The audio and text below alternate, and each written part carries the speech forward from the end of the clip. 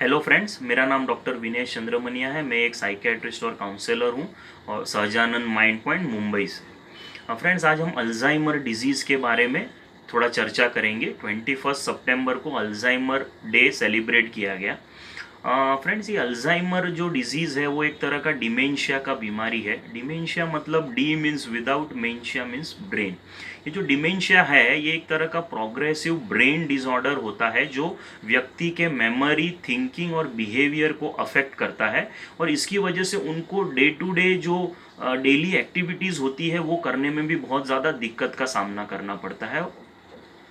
Alzheimer जो बीमारी है वो उसका मेन कारण होता है कि हमारे ब्रेन में अलग अलग तरह के एरियाज़ है और वो अलग अलग एरियाज़ का अलग अलग फंक्शन होता है और जो न्यूरोनल डेथ हो जाता है ब्रेन में और उसकी वजह से न्यूरोनल कनेक्शंस जो है वो डिस्टर्ब हो जाते हैं। एक न्यूरॉन से दूसरे न्यूरॉन को जो संदेशा जाना चाहिए या जो मैसेज ट्रांसफ़र होना चाहिए वो नहीं हो पाता है और इसकी वजह से ये बीमारी होता है। अल्जाइमर डिजीज़ में अमाइलॉइड प्लाक करके जो प्रोटीन होता है ये डिपॉजिट हो जाता है ब्रेन में और इसकी वजह से जो ब्रेन की जो कोशिकाएं होती है, जो न्यूरॉन्स होते हैं वो ख़त्म हो जाते हैं और इसकी वजह से ये बीमारी होने का खतरा जो है वो बढ़ते रहता है। अल्जाइमर डिजीज़ जो है आमतौर पे 65 ईयर्स अबो एज ग्रुप में होता है। कभी कभी ये अर्ली एज में भी होता है जिसको हम लोग अर्ली ऑनसेट डिमेंशिया भी कहते हैं। अगर इसका रेट देखा जाए तो वर्ल्ड वाइड 50 मिलियन पॉपुलेशन जो है ये बीमारी से ग्रसित है। Every year 10 million new cases add होते रहते हैं। एक रिपोर्ट के हिसाब से जो व्यक्ति 65 साल के ऊपर की हैं उनमें तकरीबन 70% जो पॉपुलेशन है वो ये बीमारी से वर्ल्ड वाइड ग्रसित है और इंडिया में 14 to 15% पॉपुलेशन है ये बीमारी से ग्रसित है। जैसे जैसे उम्र बढ़ती है वैसे वैसे इसका होने का भी जो खतरा है वो बढ़ते जाता है। 3 स्टेज में होती है ये बीमारी, अर्ली स्टेज या माइल्ड अल्जाइमर, मिडल स्टेज या moderate Alzheimer and let stage या सीवियर अल्जाइमर डिजीज। और ये धीरे धीरे डे बाय डे ये प्रोग्रेस होती रहती है।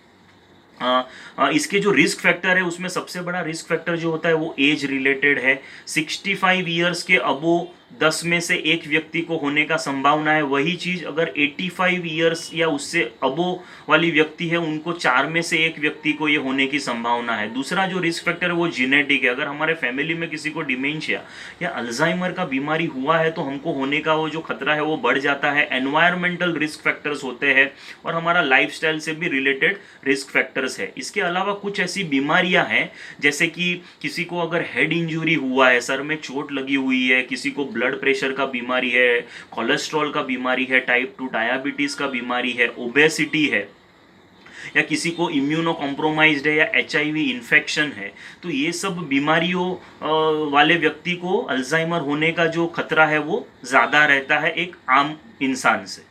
इसके जो प्रमुख लक्षण होते हैं उसमें सबसे बड़ा जो लक्षण है वो है मेमोरी लॉस या फॉरगेटफुलनेस। जो रिसेंट हमारी मेमोरी होती है वो हमारी इम्पेयर्ड होने लगती है।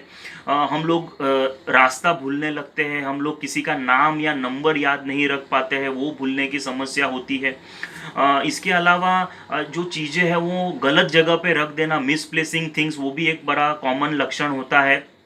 और लैंग्वेज के साथ बहुत बड़ा प्रॉब्लम होता है जिसकी वजह से कम्युनिकेशन प्रॉब्लम होता है, लोगों से बात करने में दिक्कत होती है, वर्ड फाइंडिंग डिफ़िकल्टी भी महसूस होती है, उनको शब्द याद नहीं आते हैं, वो भूल जाते हैं। इसके अलावा प्रॉब्लम सॉल्विंग जो स्किल्स होता है वो भी कमज़ोर हो जाता है, जजमेंट पुअर हो जाता है, निर्णय नहीं ले पाते, कोई भी डिसीजन लेने की क्षमता उनकी कम हो जाती है, नींद में तकलीफ होती है, खाना खाने में भी कभी कभी दिक्कतें होती है, एक सोशल विड्रॉवल हो जाता है क्योंकि वो किसी से घुल मिल नहीं पाते हैं और किसी से इंटरेक्ट ज़्यादा नहीं कर पाते हैं। इसकी वजह से सोशल विड्रॉवल भी होने का जो चांसेस होता है। डे टू डे जो हमारा रूटीन एक्टिविटी होता है जैसे ब्रश करना, नहाना, कपड़े बदलना, रेगुलर हमारा जो डे टू डे रूटीन काम करना, खाना पकाना या पैसों से रिलेटेड जो भी व्यवहार है ये सब करने में भी उनको दिक्कत का सामना करना पड़ सकता है। इसके अलावा बहुत सारा बिहेवियरल एंड साइकोलॉजिकल सिम्टम्स भी हो सकता है जैसे कि छोटी छोटी बात पे उत्तेजित हो जाना, चिड़चिड़ होना या ज़्यादा गुस्सा करना, ज़्यादा मायूस रहना, उदास रहना या डिप्रेशन का बीमारी, तो ये सब चीज़ें भी ज़्यादा कॉमन होती है।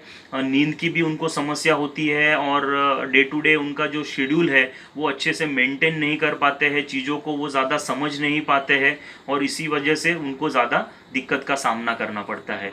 इसके अलावा फ्रेंड्स, ये जो बीमारी है उसके ऊपर अभी अभी तक कोई ट्रीटमेंट अवेलेबल नहीं है, ये नॉन क्योरेबल है, इसमें कोई क्योर अभी तक मिला नहीं है, लेकिन ये इरिवर्सिबल डिमेंशिया है। लेकिन कुछ अगर हम लोग अर्ली स्टेज में अगर कुछ मेडिसिन दें तो वो मेडिसिन से हम लोग ये बीमारी का जो प्रोग्रेस है उसको पोस्टपोन कर सकते हैं। बहुत सारे सिम्टम्स में पेशेंट्स को इम्प्रूवमेंट भी हो सकता है, तो इसके लिए अपने डॉक्टर का, साइकेट्रिस्ट का, मनोचिकित्सक का सलाह लेना बहुत ही ज़्यादा ज़रूरी है। इसके अलावा बहुत ज़्यादा इसके ऊपर रिसर्च चालू है, लेकिन अभी तक कोई उसका परमानेंट क्योर हमको मिला नहीं है। इसमें केयर गिविंग जो होता है वो बहुत बड़ा इंपॉर्टेंट रोल प्ले करता है, बिकॉज जो अल्जाइमर की बीमारी है वो खाली एक व्यक्ति को नहीं लेकिन पूरा फैमिली को अफेक्ट करती है। सोशल लाइफ, साइकोलॉजिकल फैक्टर्स है और पर्सनल लाइफ को, फाइनेंशियल, सब तरीके से एस्पेक्ट से ये हमको ग्रसित करती है। तो कुछ टिप्स है, जैसे कि एक तो अल्जाइमर के जो पेशेंट होते हैं उनको रेगुलर उनका इमोशंस ये जाहिर करने के लिए, उनकी जो भावनाएं हैं ये जाहिर करने के लिए उनको प्रेरित करना चाहिए। अगर उनको कोई तनाव है तो वो तनावपूर्ण सिचुएशन को आइडेंटिफाई करके उसको रेक्टिफाई करने की ज़रूरत है। उनका डेली शेड्यूल मेंटेन करना चाहिए जिसकी वजह से उनको अच्छी नींद आए, अच्छा उनका खाना जो है वो हेल्दी बैलेंस डाइट उनको मिलना चाहिए। उनको एक्सरसाइज करने के लिए प्रेरित करना है, डे टू डे एक्टिविटीज़ के लिए प्रेरित करना है जिसकी वजह से उनका हेल्थ अच्छा रहे। अगर उनको कोई सहयोग की आवश्यकता है तो वो हमको डेफिनेटली करना चाहिए। उन वो जो भी क्वेश्चंस अगर रिपीट पूछते हैं, बार बार दोहराते हैं, तो उसका रिस्पॉन्स देते टाइम हमको एकदम पोलाइटली उनका जवाब देना है। हमको गुस्सा या शाउट बैक नहीं करना चाहिए।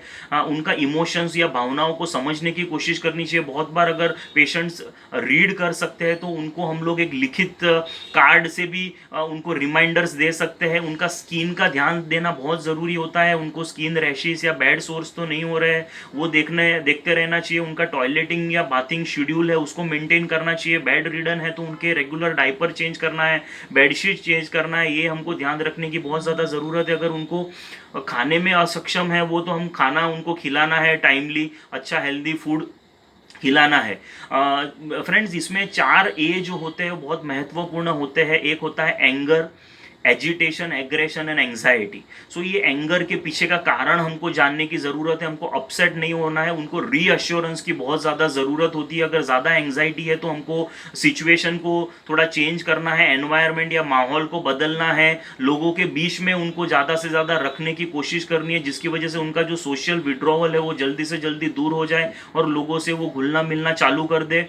और उनको बहुत ज़्यादा प्यार और केयर की बहुत ज़्यादा ज़रूरत होती है। इसके अलावा कुछ और टिप्स है, जैसे कि कुछ ऐसे प्रिवेंट करने के लिए हम लोग क्या कर सकते हैं। तो सबसे पहला रेगुलर एक्सरसाइज करना है, अच्छा हेल्दी फूड खाना है, हमारा जो भी बीमारी है, ब्लड प्रेशर, कोलेस्ट्रॉल या डायबिटीज़ को कंट्रोल में रखना है।